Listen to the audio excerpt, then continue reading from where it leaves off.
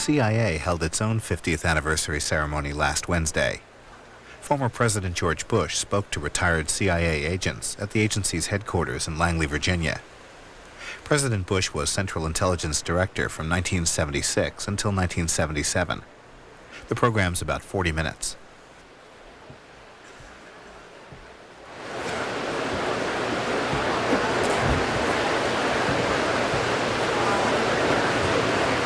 Ladies and gentlemen, the Director of Central Intelligence, the Honorable George J. Tenet, accompanied by Mrs. Tenet and the former President of the United States, George Herbert Walker Bush.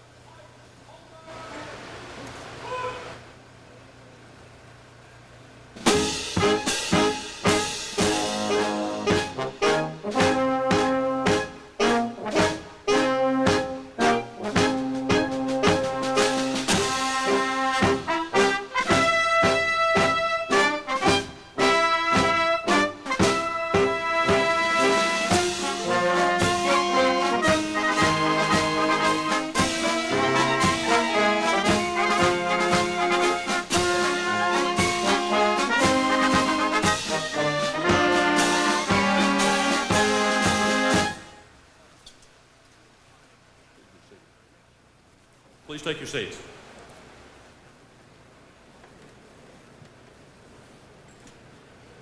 Good morning, ladies and gentlemen, very distinguished guests, and honored retirees. I want to extend a very warm welcome to all of you who are joining us to celebrate our very special 50th anniversary. My name is Chase Brandon. I will be the Master of Ceremonies today and for all of the activities we have planned during this very special week. Today, we are extremely proud, very privileged to have with us our former directors of Central Intelligence and family members of former DCIs. We are going to recognize them this morning for their contributions to this agency. May I now introduce, and indeed it is my great privilege and pleasure to introduce our Director of Central Intelligence, the Honorable George J. Tenet.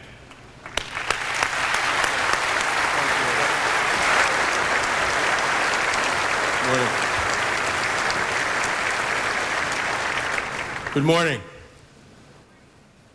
Welcome home. Welcome to this celebration of CIA's 50th anniversary. This event is part family reunion, part victory party, and part kickoff for the next 50 years. The first order of business is to say thank you. It is an honor to be with you this morning because you are the men and women who built this agency. Everything that we do each and every day rests on your legacy.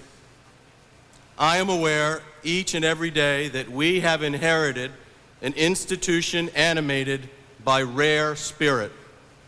This spirit has many qualities: patriotism and courage anxious to be put to the test, an eagerness to attempt the undoable, and the persistence to carry through, a willingness to forego public accolades that is exceptional in this media age, and yes, a streak of eccentric genius.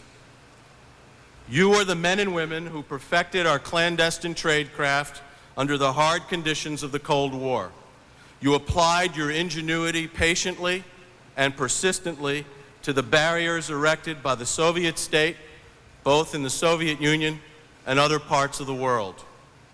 The work could be, in turn, tedious, frustrating, dangerous, and absorbing. Against tremendous odds, you found people willing to give us the secrets of Soviet military doctrine and strategy, the inner workings of the KGB and the GRU, and other information that proved invaluable to your leaders. You shouldered the heavy responsibility that goes with running an asset in a denied area. You shared the pressure of being under constant watch, under daily threat of discovery. You mourned quietly when you lost an asset or when you lost a colleague.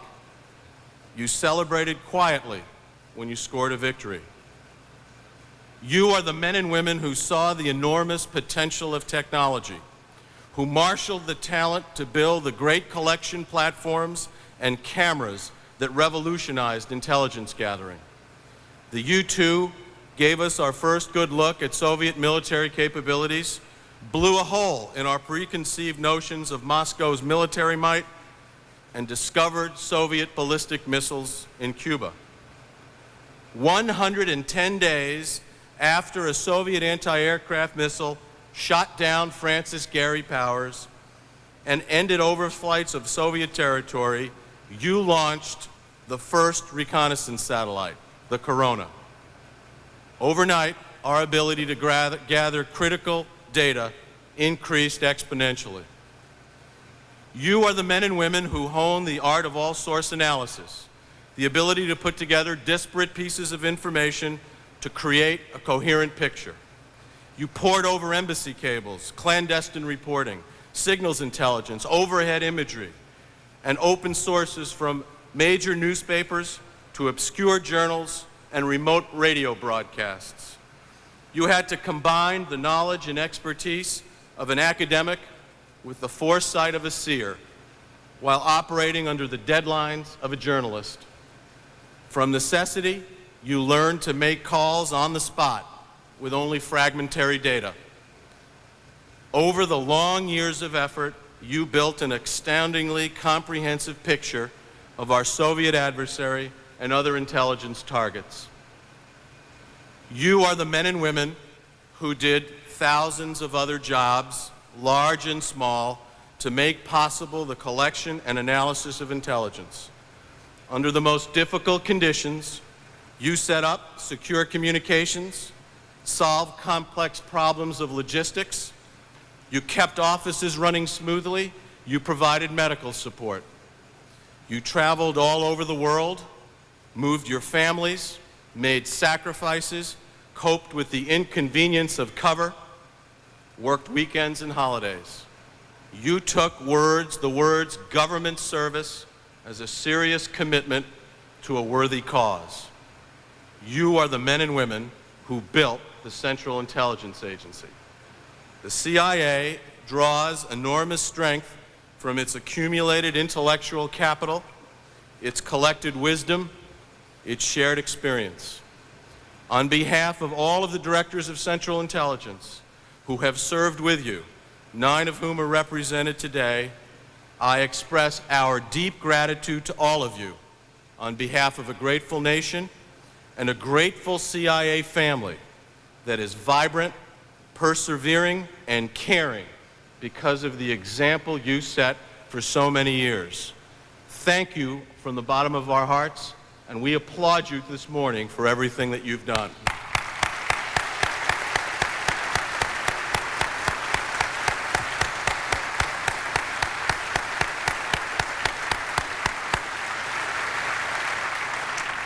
Today, we must not lose sight of the fact that intelligence is still a matter of life and death.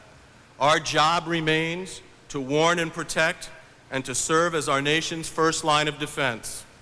We face a complex new world order and a range of rigorous new intelligence challenges.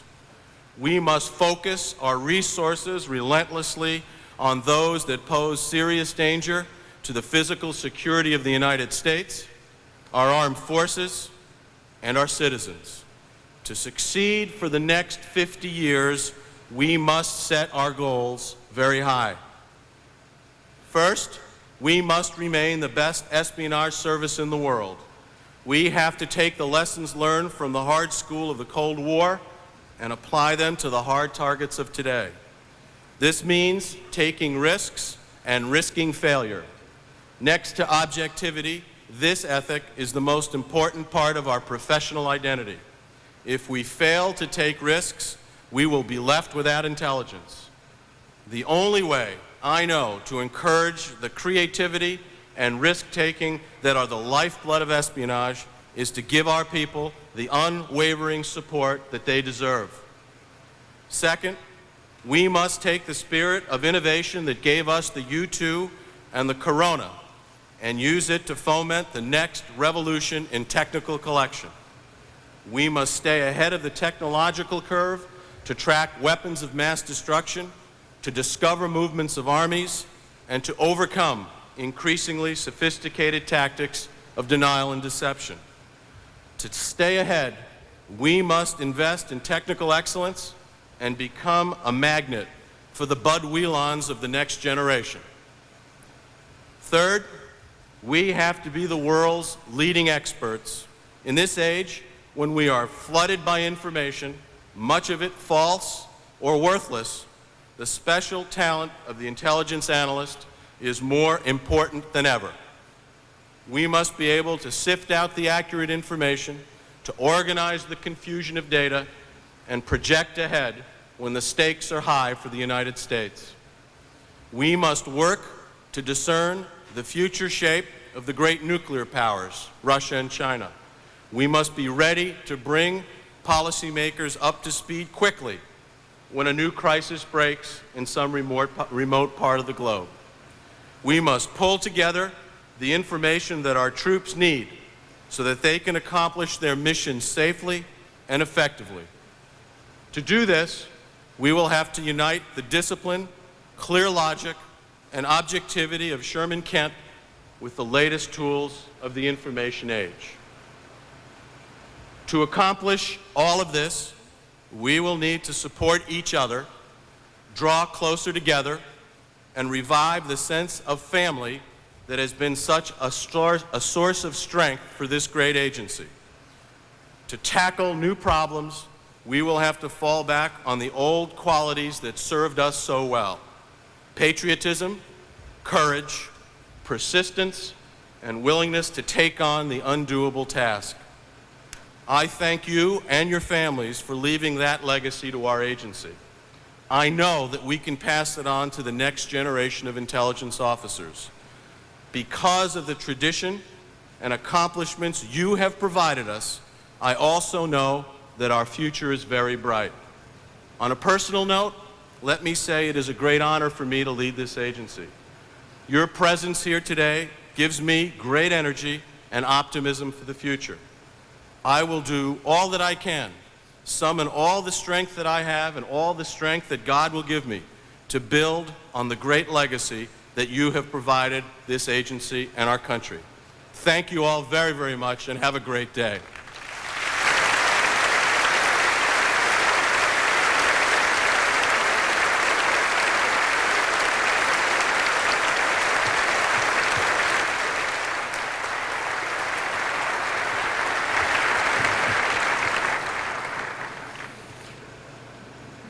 Ladies and gentlemen, our first presentation is to the Honorable Richard Helms, 30 June 1966 to February 1973.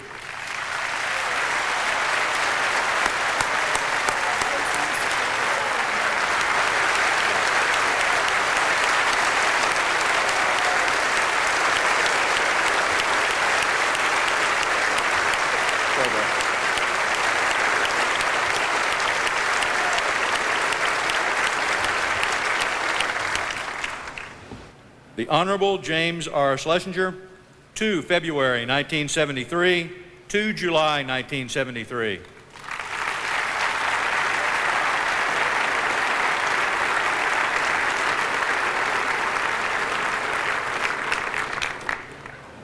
The Honorable William E. Colby, 4 September 1973, 30 January 1976.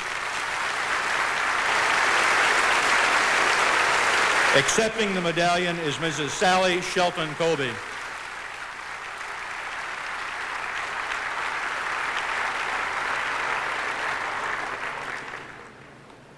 The Honorable George Herbert Walker Bush, 30 January 1976, 20 February 1977.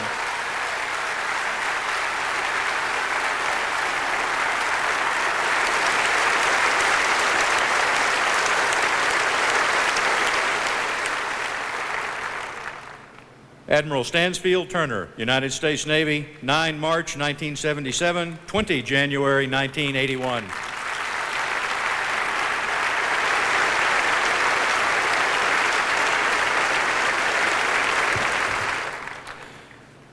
The Honorable William H. Webster, 26 May 1987, 31 August 1991.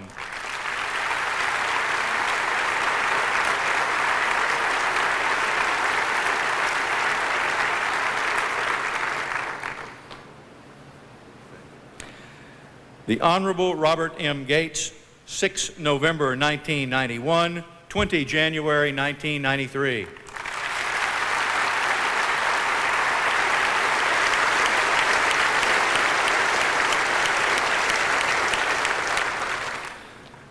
The Honorable R. James Woolsey, 5 February 1993, 10 January 1995.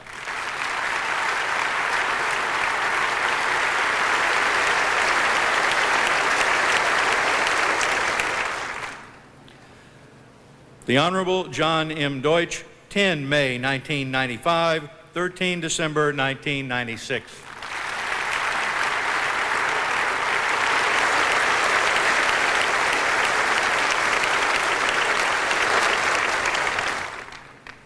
We would also like to recognize the following former directors of Central Intelligence: Rear Admiral Sidney W. Sowers, United States Navy, 23 January 1946, 10 June 1946. Lieutenant General Hoyt S. Vandenberg, United States Army, 10 June 1946, 1 May 1947. Rear Admiral Roscoe H. Hillencotter, United States Navy, 1 May 1947, 7 October 1950. General Walter Bedell Smith, United States Army, 7 October 1950, 9 February 1953. The Honorable Allen W. Dulles, 26 February 1953, 29 November 1961.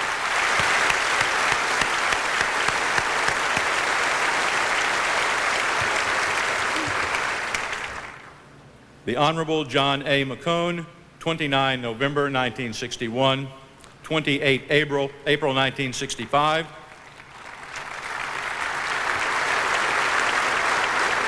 Vice Admiral William F. Rayburn, Jr., United States Navy, 28 April 1965, 30 June 1966. The Honorable William J. Casey, 28 January 1981, 29 January 1987.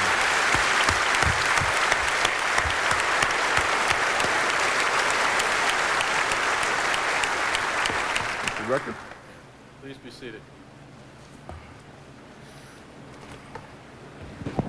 Okay, on to the main event. It is now my great pleasure and honor to introduce someone who shares with George Washington the unique distinction of having been both the head of an intelligence service and the President of the United States. George Washington ran his own informal espionage network during the American Revolution. 200 years later, in January of 1976, George Bush became the Director of Central Intelligence. It was the height of the Church Committee hearings. The new DCI had the task of restoring public confidence in the agency and restoring the agency's confidence in itself. It must have been one of the hardest jobs in Washington during those times. But George Bush considered it the best job in Washington. With a combination of personal involvement and professional integrity, he quickly earned the respect, admiration, and affection of the CIA family. Later, George Bush brought to the presidency a knowledge and understanding of intelligence that no chief executive since Washington could claim. Once again, the people of the Central Intelligence Agency felt privileged to work for him. Today, we are honored to have President Bush back at Langley for our 50th anniversary celebration. It is my honor and great privilege to introduce a great American and a great friend of the Central Intelligence Agency, President George Bush.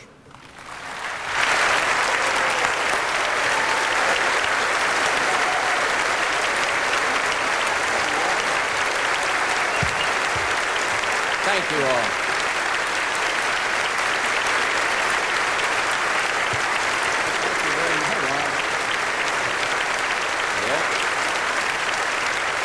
Thank you all very much.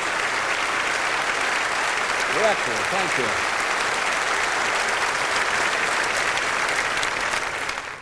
you. George, thank you, sir. Trouble is, most of these people know that was an overly generous introduction, but nevertheless, thank you. It's a pleasure to be back here on this 50th anniversary, back in Langley, back with all of you who serve our country.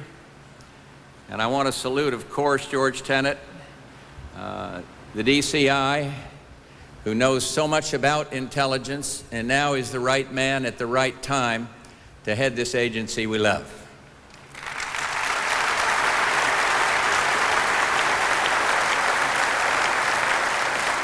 And of course, I want to salute all of the former DCIs, many of whom I work with very closely. Bob Gates, of course, comes to mind, and Bill Webster and Jim Woolsey and Schlesinger. I'm getting in trouble if I click them off. But in their capacities as director, I salute them. And in their capacity as having helped this former president, I salute them and thank them for all of that. I had a lot of different jobs over the years. Frankly, I wish Barbara would stop saying, "Poor George, he can't hold a job." But I'm out of government, and like a lot of you guys, out of work, and happily out of the press. We had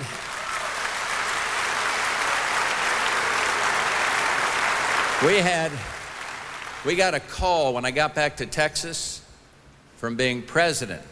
And one of the stars of 60 Minutes called and said to my chief of staff, "We would like George Bush to be on this program." Our chief of staff said, "No way." She said, "What do you mean, no way? Don't you realize that doesn't he realize we have the largest audience of any kind in the world now for a magazine show?" And Rose said to her, "Yeah, and don't you realize he doesn't give a damn about that anymore?"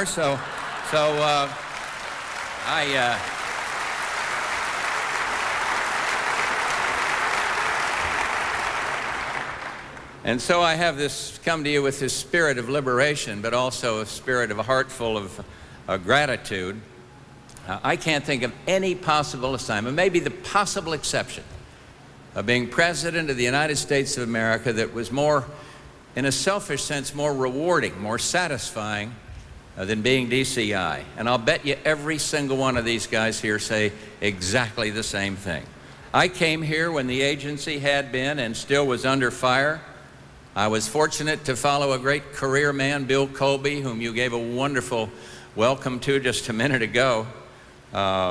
His welcome to this outsider was warm and genuine, and I'd be remiss if I didn't single out another from whom I learned a lot about intelligence, and that so much that much of it started when I first came to Congress in January of 1967, when he had us out here to brief us, and I'm talking about your friend and mine, Dick Helms. What a job he did for the community.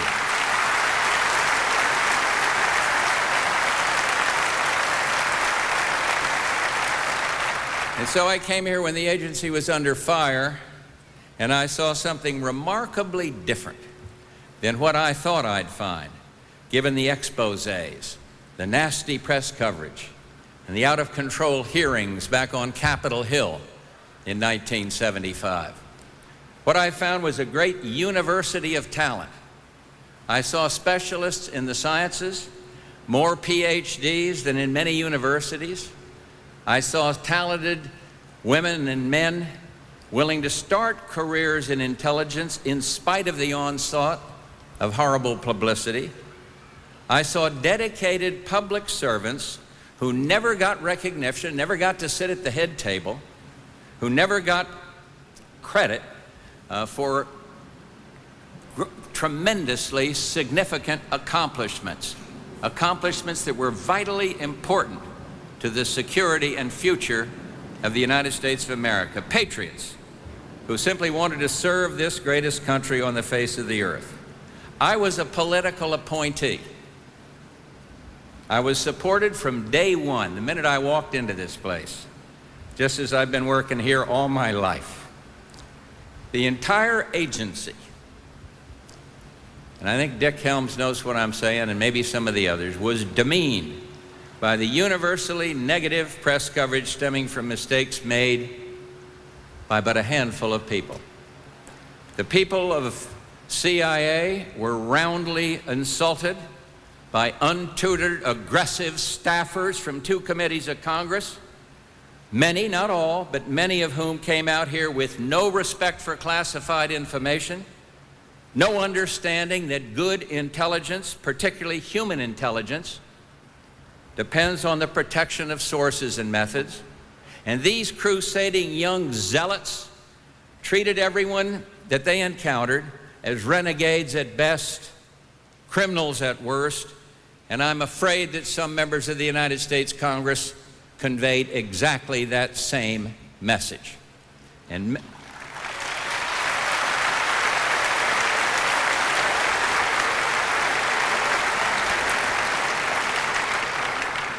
many educational institutions across the country, still caught up in some post-Vietnam trauma, never came to our defense when our recruiters were insulted and demeaned, and in some cases bodily thrown off of the campus. They just hung up a no trespassing sign for CIA.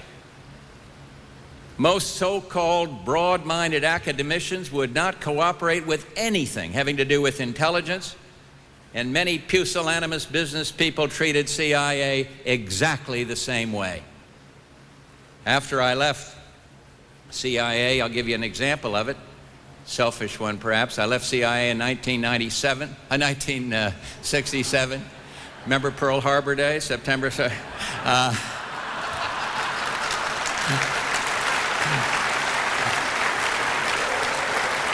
After I left CIA in 97, I was approached by the head of, okay, make that whatever the hell it was, 77. Hey, I'm 73, stop laughing. Anyway, I left CIA. And I was unemployed, and it was 1977. And I was approached by the head of one of the largest, chairman of one of the largest corporations in America. We'd like you to be on our board of directors, sir. Well, it interested me. And then there was a long, deathly silence. Nothing. Didn't hear from him. Then in comes the message, well, our CEO and our board feels that since you worked at CIA, maybe it wouldn't be as good for you to come join our prestigious company. The company went bankrupt a few years later, and I became President of the United States of America. So,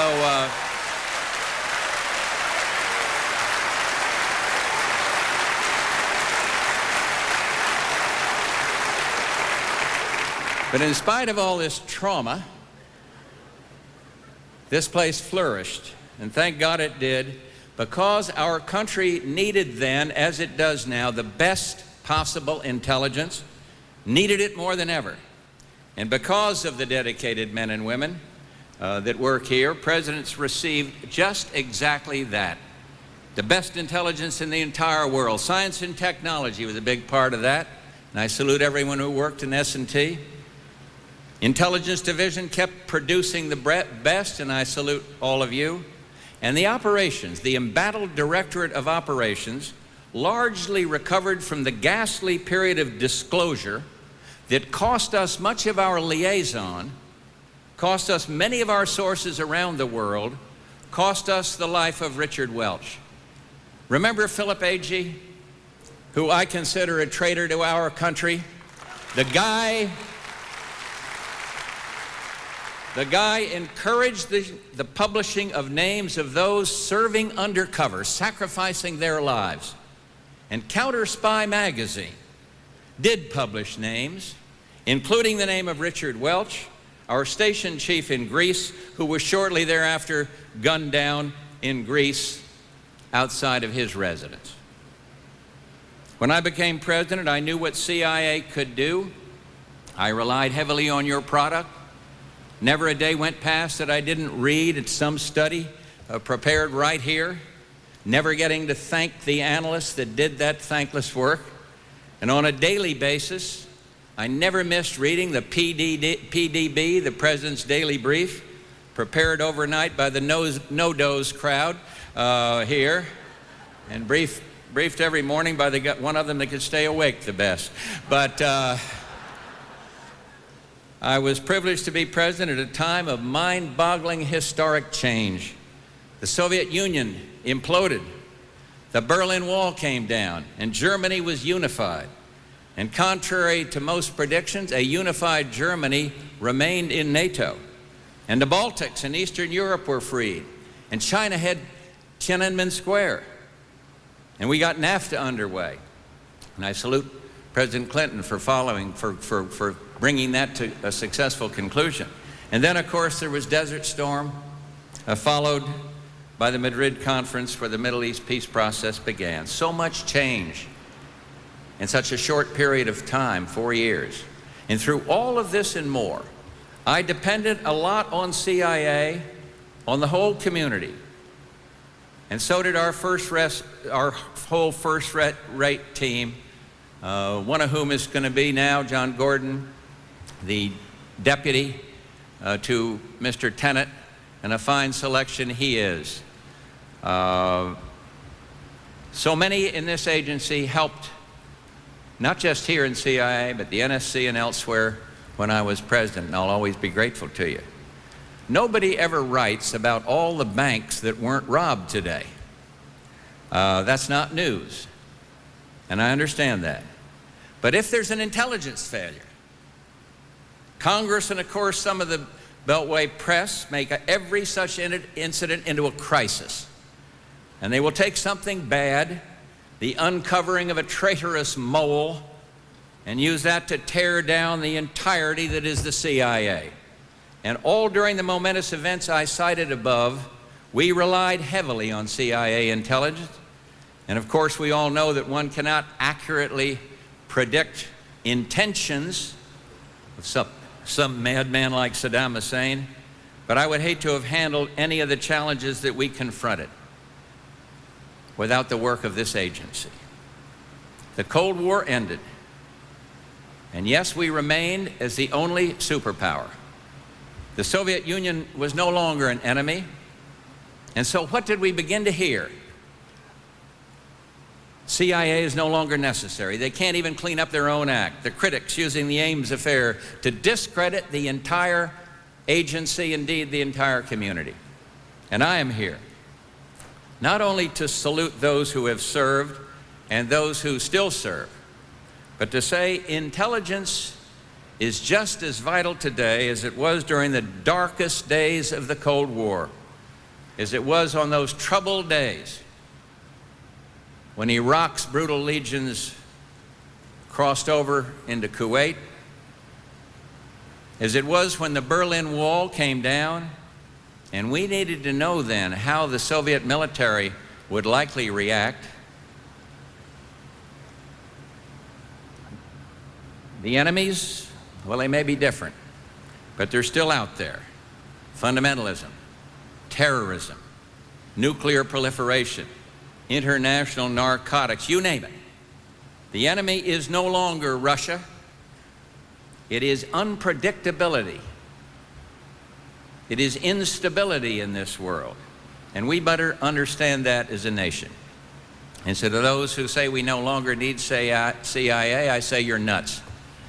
And those who want to dismantle CIA or put it under some other department, State Department or anybody else, you're nuts too. And to those who feel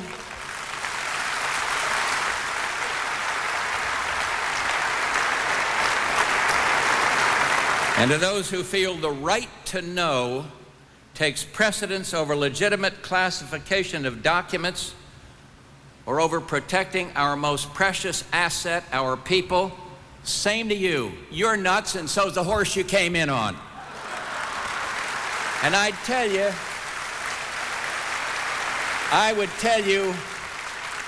tell you what I really thought about all this, but as Dana Carvey would say, naga, not gonna do it, wouldn't be prudent, not gonna do it. So congratulations. Congratulations on this magnificent anniversary, and may God bless every man and woman at CIA. Thank you.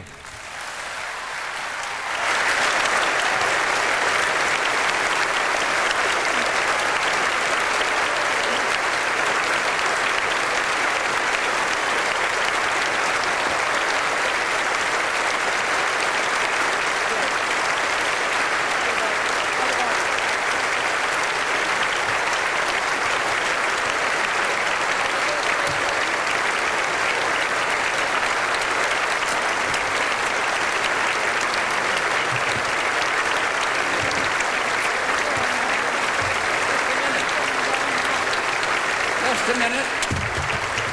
I've forgotten my major assignment. Please be seated. This will take 45 minutes. What I want to do is present one of these medallions to our current director, and on behalf of all the other DCIs, wish him Godspeed. God bless you, George. You're doing it at the right time, and you are the right man. Congratulations.